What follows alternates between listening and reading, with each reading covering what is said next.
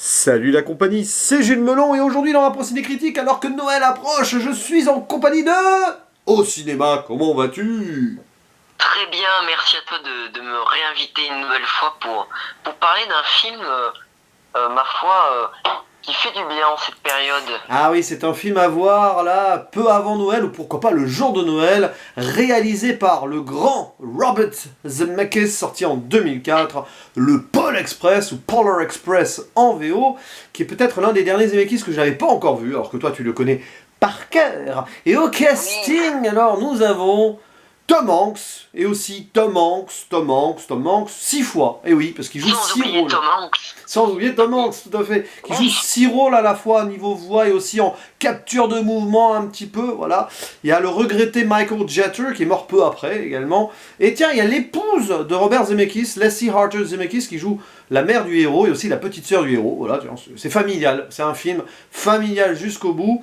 Et en VF, bah, pas forcément des acteurs très connus, hein, si ce n'est Jean-Philippe Puy-Martin, évidemment, la voix française officielle de Tom Hanks. Alors, quelle est l'histoire de ce conte fantastique, hein, clairement un film de Noël, celle d'un jeune garçon qui n'a pas de nom, un jeune héros, qui se retrouve en grandissant, voilà, à douter de l'existence du Père Noël et de la magie de Noël, tout simplement, jusqu'au soir de la veille de Noël, où il va presque s'endormir et être surpris par l'arrivée d'un train dans son jardin.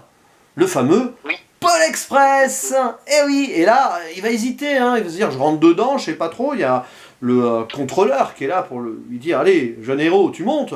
Finalement, il embarque et il va rencontrer plein d'autres enfants dedans, dont une jeune fille, un gars qui, avec des lunettes qui fait un petit peu son monsieur je sais tout, et un jeune qui semble un peu perdu, voilà, qui s'appelle Billy d'ailleurs, c'est le seul qui a un nom, il me semble, dans le film. oui. Et du coup, le train embarque vers le pôle Nord. Vont-ils y arriver? Ils vont vivre pas mal d'aventures et de péripéties qu'on ne va pas révéler pour l'instant. Mais déjà, toi, avant que tu saches mon avis, parce que tu ne sais toujours pas ce que j'ai pensé de ce film, Oui. qu'est-ce que tu en... quel est ton lien personnel avec ce film qui est très important pour toi, je crois? Eh bien, le Pôle Express, oui, c'est vrai que j'ai découvert étant assez jeune. En fait, c'était un peu à l'époque où le Pôle Express était sorti. Il y avait eu aussi son deuxième film, entre guillemets, de sa trilogie en motion capture. Ouais. Il avait fait Le drôle de Noël de Scrooge, là aussi très ancré dans la période de Noël, qui est un peu moins pour les enfants celui-là, mais, Oui. mais qui m'a aussi marqué quand j'étais plus jeune. Et le Pôle Express, en fait, c'est le genre de film qui font du bien à voir en famille ou même entre amis, Ouais. parce que c'est clairement un conte de Noël qui s'assume pleinement, c'est-à-dire que ça va pas chercher à en faire des caisses, en fait, tout du long, ça va étaler sa magie, ça va, ça touche pas mal de corps sensibles, parce il y a beaucoup de thématiques, ce qui est fort aussi parce que c'est pas souvent qu'on voit de très grandes thématiques être abordées dans des films de Noël Ouais. ou des films dans ce genre-là qui se veulent juste simplement mignons, ou on va dire ça comme ça. Mais c'est vrai que le Pôle Express est assez excellent, même si pour certains il a assez mal vieilli. Je trouve qu'il reste, ma foi, encore assez impressionnant. Notamment, il y a des scènes dans la réalisation que je trouve assez remarquables. Ça, après, on en reparlera, mais je trouve que le film est très bon et s'inscrit totalement dans cette longue lignée des films de Noël qui font du bien. Donc voilà, c'était un avis assez rapide, mais on va en reparler tout de suite parce que j'ai hâte d'avoir ton avis à toi, cher ami. Alors, c'est vrai que ça fait un moment que je dois le voir, hein. J'ai hésité, il fallait que je sois dans la bonne période, donc forcément, les fêtes de Noël approchant, pourquoi pas. Et je m'attendais absolument pas à ça, en fait. Je m'attendais à un film léger, etc. Finalement, on a une véritable aventure épique, Oui, surprenante. Et alors, tu parles de la réalisation. Robert Zemeckis, il nous fait un travail dans les mouvements, oui, notamment dans le train, il y a l'histoire de billets qui s'envolent. Tiens, ça oui. rappelle la plume dans Forrest Gump. D'ailleurs, je me demande si c'est pas un petit peu, voilà, le truc qui vole comme ça. Avec, ouais, ouais, c'est là, il y a un véritable travail. À un Ah moment, ça va oui. passer vers un oiseau, je crois. À un moment, Ah oui. il y a un truc comme ça, Oui, ça tourne, la caméra c'est part dans tous génial. les sens, mais ça reste tellement fluide, en Ah, fait, c'est que, génial. Mais justement, j'ai été surpris par la fluidité des mouvements Et j'ai beaucoup aimé ce film parce que en fait je m'attendais à ce que ce soit voilà, tu vois, en mode oui tranquille et tout, mais c'est beaucoup plus profond que cela. Évidemment c'est un conte de Noël, donc avec le message, la croyance, l'enfance qui se termine, mais il faut quand même garder ses rêves, tout ça. Mais je trouve que c'est traité avec une belle justesse, une poésie parfois un peu sombre et mélancolique, mais toujours positive et bienveillante. C'est un très beau film, tout simplement. Et je crois qu'il a été assez décrié quand même. Enfin, pas tant que ça, mais pas super salué non plus. Et c'est le genre de métrage qui est réapprécié par pas mal de gens, je pense, au fil des années. À l'époque, il y avait eu des échos pas forcément positifs, je crois. Après, quand tu parles de mal vieillir, je vois ce que les personnes veulent dire, par exemple, sur les visages. Peut-être. C'est vrai que sur le plan... voilà. Mais par contre, sur les décors et sur donc la réalisation, la mise en scène et l'animation, parce que voilà, on est dans de l'animation ici, c'est magnifique, quoi. Ça a pas mal vieilli du tout. Je trouve d'ailleurs que c'est beaucoup plus ample et plus abouti que le drôle de Noël de Mr. Scrooge, hein, là-dessus. Dans un sens, oui. C'est-à-dire que ça se voit que, par exemple, quand il a fait par la suite Beowulf et le drôle de Noël de Scrooge, au niveau des visages, oui, ça pouvait être un peu plus impressionnant. C'est vrai. Ah, parce que c'est sorti avant, hein, c'est ça. Hein. C'est le premier de la trilogie, oui, parce que j'ai du mal à me les situer là. D'accord. Bah, c'est bizarre, je le trouve plus adapté pour ce style d'animation en fait. Scrooge, c'est plus. Bon, oui, il y a des trucs spectaculaires, mais c'est plus centré quelque part. Et Beowulf, c'était. Bon, j'avais beaucoup aimé aussi la réalisation dans Beowulf. Après l'histoire, un peu moins, mais voilà. Donc, ouais, moi je trouve que ça a plutôt bien vieilli, personnellement. Voilà. Oui, moi aussi totalement. Après, ce que je disais tout à l'heure, c'était que certaines personnes trouvent que le film a assez mal vieilli, ce qu'on peut comprendre parfois avec l'arrivée de nouvelles technologies peut-être un peu plus impressionnantes, mais ce qui reste du long métrage est assez magnifique et ce que j'aime aussi avec ce film, c'est que de plus en plus il devient entre guillemets culte. C'est-à-dire que les nouvelles générations l'apprécient de plus en plus. Oui. C'est ce qui est bien. C'est quand même assez surprenant quand tu mets un enfant, je sais pas, qui a 6 ans aujourd'hui et qui l'apprécie autant le film que toi il y a 10 ans quand il est sorti. Je trouve que c'est toujours quelque chose de fort quand un film arrive à réunir plusieurs générations. Et c'est ce que ce film arrive à faire, notamment avec les acteurs, on va en reparler, qui se donnent à cœur joie, notamment Tom Hanks, qui est d'ailleurs producteur exécutif aussi du film. C'est fou, il s'est donné à fond d'ailleurs, il a accepté plusieurs rôles, ça devait pas être évident, parce qu'il pas évident pour lui ici, mais voilà, il faut changer de personnage comme ça, je sais pas s'il a enregistré tout en même temps, en se dialoguant à lui-même, ça serait marrant de voir un making-of de ce film, ça va être disponible à mon avis, parce que voir comment il a travaillé avec lui-même, c'est un coup à devenir schizo, mais Tom Hanks, quoi, voilà, c'est les acteurs, les autres acteurs aussi, parce que finalement je crois qu'il y a plus d'acteurs en VO qu'en VF. Donc il y a Michael Jeter, dont on parlait, voilà, qui est décédé, d'ailleurs le film lui est dédié à la fin. Il y a aussi le jeune Daryl Sabara, qui était celui qui jouait dans pas dans Toy Story du tout, dans Spy Kids. Voilà, le jeune héros de Spy Kids qui fait la voix du du jeune héros du film. Voilà. Donc, tu m'apprends quelque chose. Ouais. Je ne savais pas que c'était lui qui... Je vois sa tête maintenant. Donc voilà. Et puis, non mais c'est... il y a une richesse qui est à la fois simple et profonde, j'ai envie de dire, sur ce qu'on voit. Parce que, quand tu dis ça plaît aux jeunes générations, je pense qu'il y en a beaucoup forcément, c'est sorti à peu près à la même époque, hein, mais qui se sont rappelés d'Harry Potter avec ce train. Forcément, ça se passe dans un train, t'as l'impression qu'ils vont à Poudlard, mais non, ils vont au pôle Nord. Et toutes ces aventures qui leur arrivent avec l'histoire du billet, là, il y a la petite fille qui perd son billet, tout ça. Il y a aussi une histoire de... reprends-moi si je ne m'abuse, parce que ça fait quand même un petit moment que j'avais pas revu le film, même si j'ai vu 2-3 scènes en prévision de notre appel, mais il y a aussi une aventure avec un sorte de passager un peu mystérieux dans le train, non? Oui, il y a le jeune enfant. Alors t'as le jeune enfant et t'as le vagabond sur le toit du train aussi. Voilà, c'est ce que je voulais dire. Voilà, le vagabond sur le toit du train. Voilà, c'est lui que je me visualisais. Oui, je me rappelle de cette scène. C'est ça, d'ailleurs. Ouais, il représente un petit peu une connexion à une réalité moins joyeuse. Et t'as l'impression quand même pendant la plupart du film, attention, d'ailleurs on dira en zone spoiler si c'est plus ou moins le cas ou pas, hein, qu'on vit dans un rêve. Voilà, c'est le jeune garçon, on voit au début il est chez lui et il est en train de s'assoupir. Et moi pendant un moment je me dis, alors est-ce qu'il dort, il dort pas, réalité, rêve, fiction, hein, on sait pas. Hein. Et puis à la fin il y a une petite réponse là-dessus d'ailleurs, mais voilà. Donc je trouve que justement c'est à la lisière de la réalité et du rêve, et ce qu'il vit, le héros, est entre réalisme et trucs totalement fantastiques.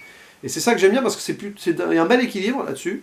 Et puis tu as les aventures d'enfants comme ça, alors, on se demande pourquoi ils ont été choisis et tout, pour aller voir peut-être le Père Noël et ses lutins, ses elfes. Donc d'ailleurs parmi les elfes, il y avait Steven Tyler, le chanteur d'Aerosmith, qui nous fait un petit rock à la fin. Voilà, bon. T'as des trucs marrants quand même dans ce film. Et je sais pas si t'as d'autres choses à dire hors spoiler peut-être, parce que là ça te démange, je sens. Qu'ajouter de plus en fait sur ce film? C'est-à-dire que tu décris tellement bien tout ça, c'est-à-dire que c'est un conte de Noël qui se vit véritablement comme une aventure, c'est-à-dire qu'on va passer de péripétie en péripétie, jusqu'à atteindre un point qui est assez poétique. Je trouve la fin assez poétique, c'est beau, c'est mignon, en fait c'est véritablement une ode à la magie de Noël. C'est un film qui se sépare vraiment en deux parties. C'est pour ça que là, on se retient pour parler de la suite, parce que c'est vrai que la finalité, pôle Nord ou pas pôle Nord, va peut-être en surprendre plus d'un, mais du coup, est-ce que tu es prêt à passer à cette fameuse zone tant attendue? On va pouvoir l'ouvrir. Bien sûr. Comme d'habitude, attention, spoiler! Le spoiler de Noël.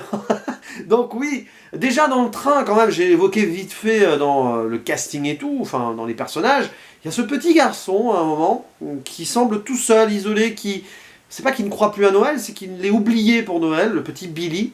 Et c'est là où d'ailleurs, c'est pour moi l'évolution la plus importante du personnage principal, du jeune héros, qui va l'aider à monter. Et il va presque devenir son grand frère d'une manière ou d'une autre. Et ça, déjà, c'est une première évolution. En fait, on voit que le jeune héros, il va évoluer, tout en redevenant enfant dans sa condition de rêve.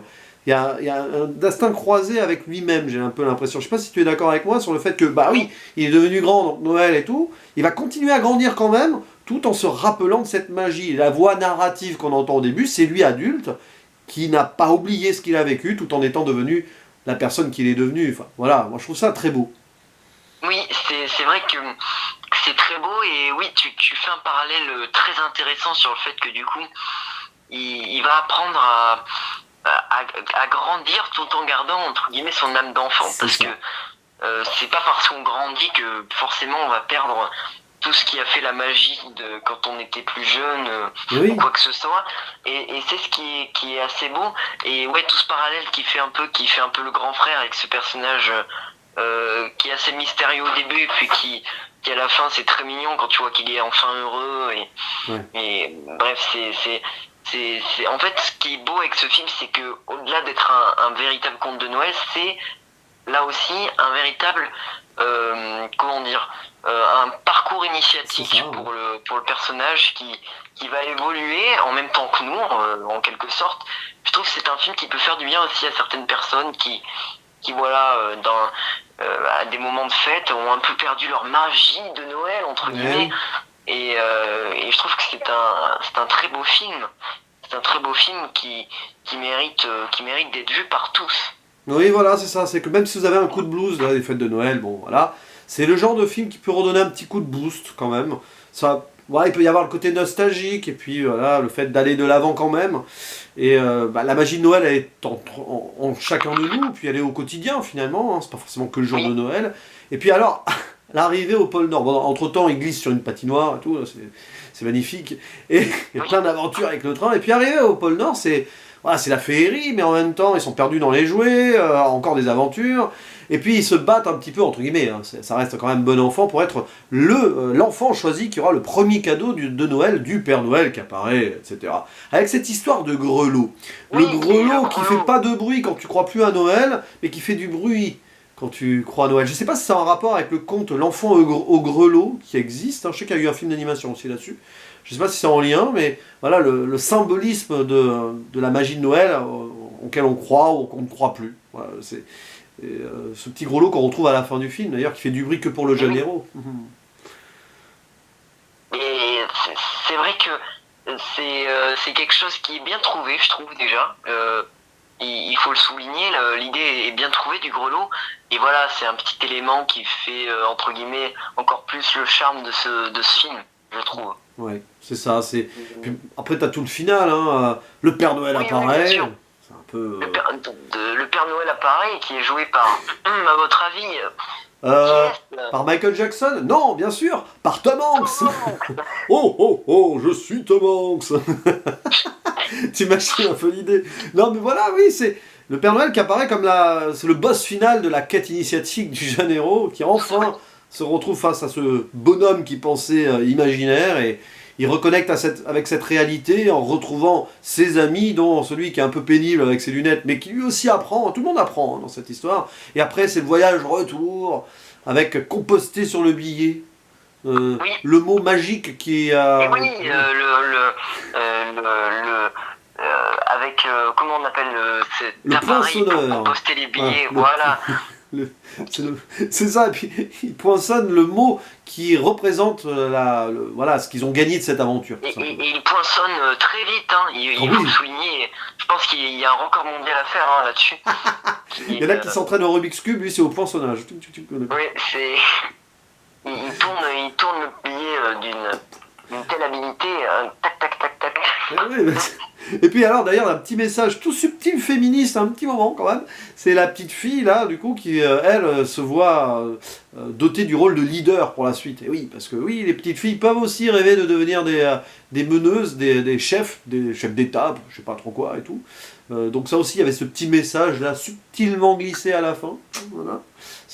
Et puis bien sûr notre jeune héros qui après le chemin retour, bah il se retrouve chez lui à se réveiller dans son lit et là on se dit mince, il aurait rêvé, d'autant plus qu'il déchire sa robe de chambre qui était déchirée dans son rêve, ça devient bizarre, et en fait il se rend compte que non, il n'a pas rêvé, puisqu'il a le grelot comme cadeau du Père Noël, et il fait du bruit rien que pour lui. Voilà. Et c'est vrai que c'est un élément qui apporte tout son charme, je trouve, on peut faire un parallèle aussi avec ça, avec la fin du Bon Gros Géant, dont on a parlé tous les deux, Oui, c'est vrai. qui se révèle être... on ne sait pas vraiment si c'est un rêve finalement qu'elle a fait, parce que quand elle regarde sa fenêtre, elle voit le jardin du Bon Gros Géant. C'est le genre de fin qui est assez belle, qui laisse un peu imaginer à tout le monde ce qu'on veut. Est-ce que finalement c'est vraiment vrai? Est-ce que voilà, ce grelot n'est pas arrivé n'est pas arrivé quand même par magie, par hasard, tout seul dans son lit, par hasard? Et bah oui, mais c'est vrai que c'est une très belle fin et le film se conclut. Se conclut d'une très belle façon. C'est vrai qu'il y a ce mystère de fin, comme dans le Bon Gros Géant, on se demande si la reine a pété ou non. C'est ce qui apporte toute la touche poétique au long métrage. Est-ce que les corgis ont pété aussi? Ah, ça restera un grand mystère. Mais c'est vrai qu'il y a cette gestion du... Bon, de toute façon, on sent bien quand il se réveille, bon, c'est sûr que c'était pas qu'un rêve, sinon bof.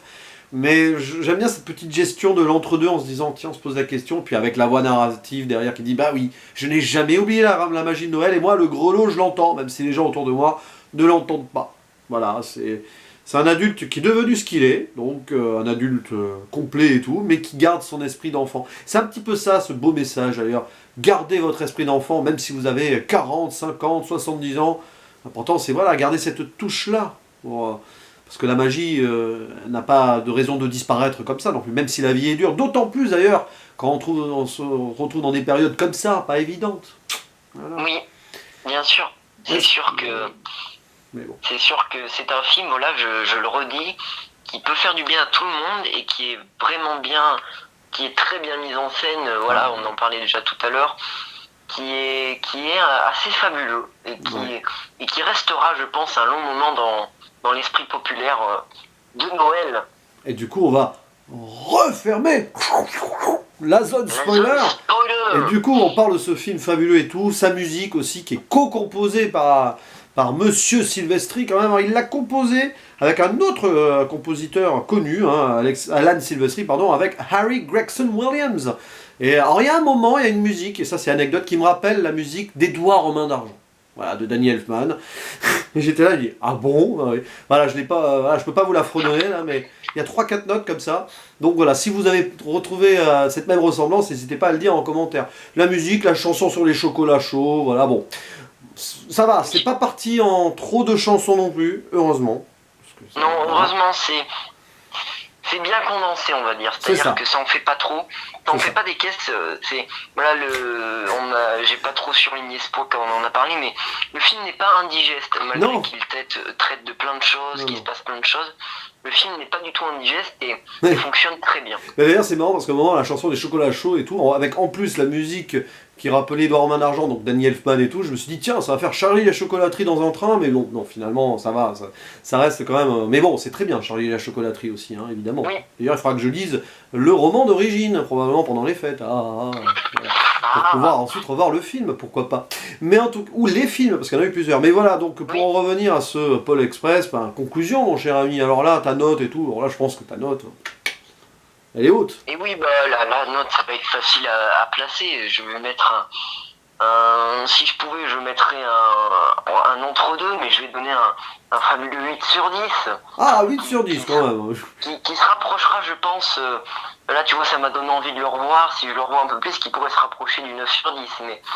Mais c'est vrai que c'est un très beau film que, encore une fois, je me répète, que je vous recommande de voir pour les fêtes et même quand vous voulez, parce que même si c'est un film de Noël, bon, c'est pas recommandé de le voir sur la plage quand il fait 35 degrés, mais c'est un film qui met dans une bonne ambiance, qui est fait par des gens passionnés et qui du coup fait beaucoup de bien. J'étais en train de m'emballer avec mes doigts, je montrais 10, non, tu mets 8 quand même. Bon.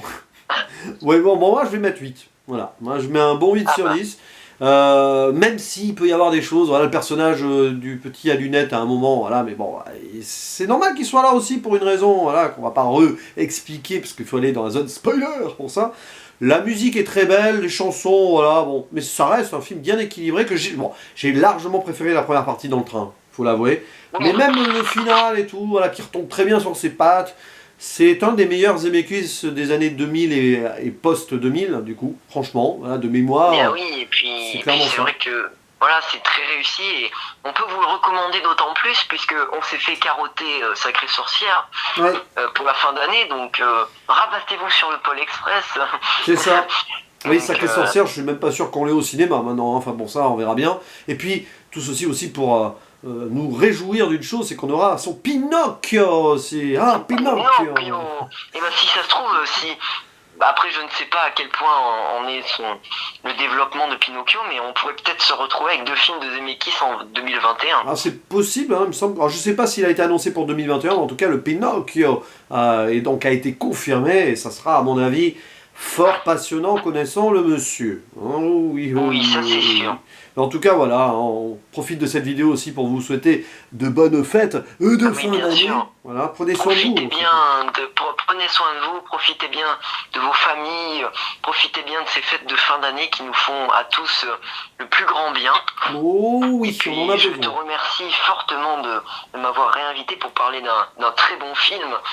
Merci à toi parce que c'est vrai que du coup je l'ai regardé en partie grâce à toi, je l'aurais vu un jour, mais là voilà, c'était la belle occasion et je ne regrette pas, c'était un bon moment, chaleureux et à l'image de cette discussion, voilà, pleine de chaleur et de bienveillance, voilà, on est là pour ça aussi, sur YouTube, ça fait du bien, que des ondes positives.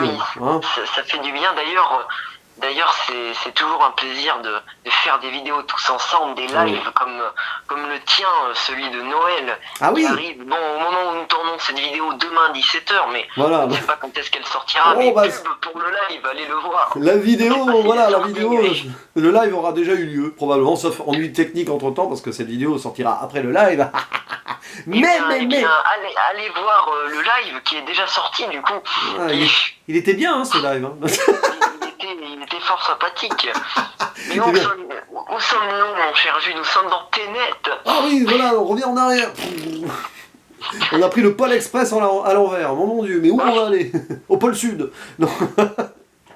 En tout cas, merci, vraiment, c'est un grand moment. Et puis. Et bien, merci à toi, comme d'habitude, ça fait toujours plaisir. Puis on se retrouvera pour de nouvelles aventures en 2021, ça c'est clair et net. De cinéma. Oui. Le cinéma sans fin, jusqu'au bout de la passion. Alors il ne nous reste plus qu'à faire le mot de la fin, le fameux à la prochaine. Ciao. Oh, oh, oh. Ah, ça fait pas de bruit quand je bouge mon bonnet. Oh.